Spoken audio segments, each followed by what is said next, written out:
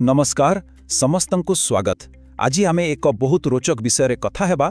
एमिति एक विषय जहा सफलता विषय आमर सबु धारणा को बोधय बदलाई देई पारे। कथा हेबा आम भूल विषय आ केमिति से भूल को देखिवार नजरिया बदला जाई पारे। केमती लागुछि ए कथाटा सुनिबाकू ठीक अजब ना।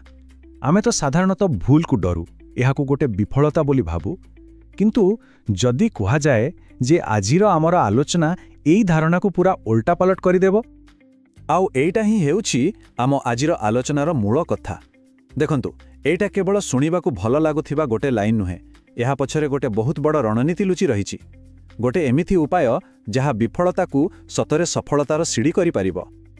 तेबे प्रश्न उठुछि एई जो जबरदस्त आइडिया एटा आसिला कोठो। हाँ, तो एहार श्रेय जाउछि किम पेरेल को आउ तांकर सेई प्रसिद्ध धारणा फेल फॉरवर्ड को। चलंतु ए विषय टिके भल भाबे जानिबा।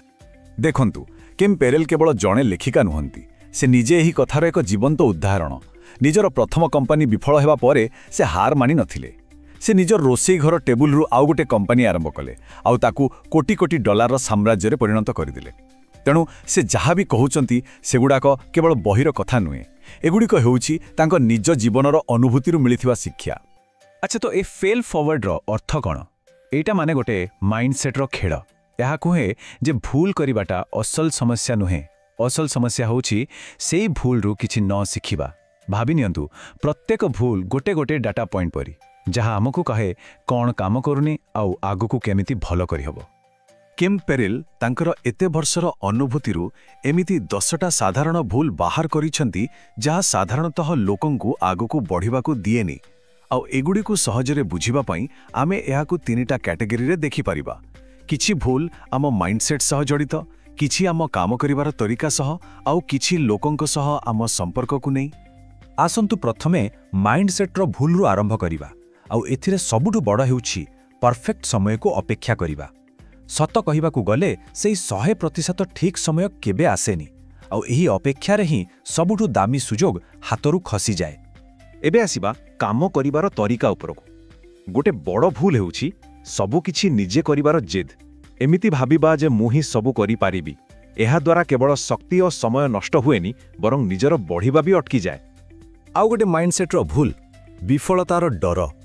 ए डरटा गोटे अदृश्य पाचुरी भली, जहाँ आमको आम सुरक्षित जगार बाहर को जीवाकू दिएनी। आ मने रखिबा दरकार जोठी रिस्क नाही सेठी ग्रोथ भी नाही। एबे कथा हेबा संपर्क विषय। एमिति लोकंक संगरे रहिबा जो माने सब बेले नेगेटिव कथा कहंती बा तळकू टाणंती, एहा हमर सबुठु बड़ शक्ति को भी शेष करि दिए। ठीक लोकंक सह रहिबा जेतिकी जरूरी, भूल लोकंकठु दूरे रहिबा ताठु भी बेसी जरूरी।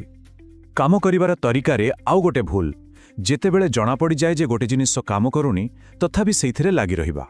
माने एते समय देई सारिलिनी आउ केमती छाड़ीबी, किंतु जानिबा दरकार केतेबेले कोनोसी जिनिस को छाड़ी देबा ही सबुठु बुद्धिमान रो काम। एई भूलटा भी ठीका भूल सहित जड़ित। समय बदलुछि, दुनिया बदलुछि। जदि आमे निजको आउ निज स्ट्राटेजी को समय सह न बदलैबा तेबे आमे पछरे पड़ जिबा। परिवर्तन को ग्रहण करिबा ही आगो को बढ़िबार रास्ता।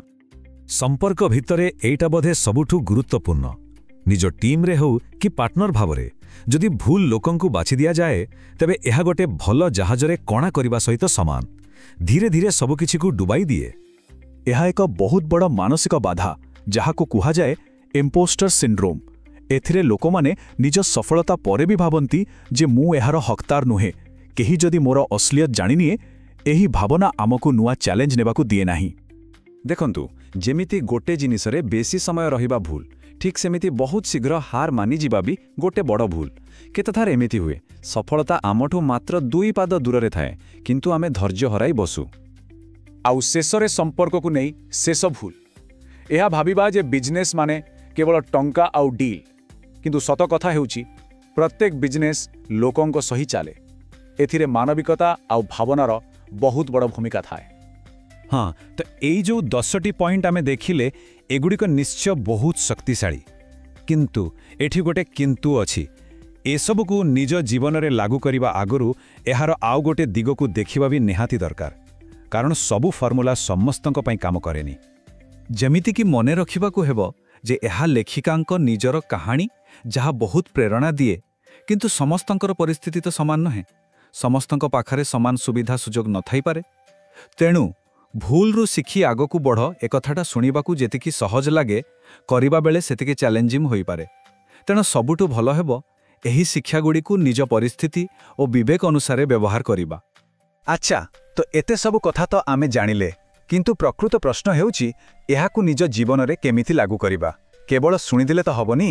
ତେବେ ଚାଲନ୍ତୁ ଏବେ ଏକ ସିଧାସଳଖ ଆକ୍ସନ୍ ପ୍ଲାନ୍ ବିଷୟରେ କଥା ହେବା। ଏହି 4ଟି ଷ୍ଟେପ୍ର ଯୋଜନା ବହୁତ କାମରେ ଆସିପାରେ।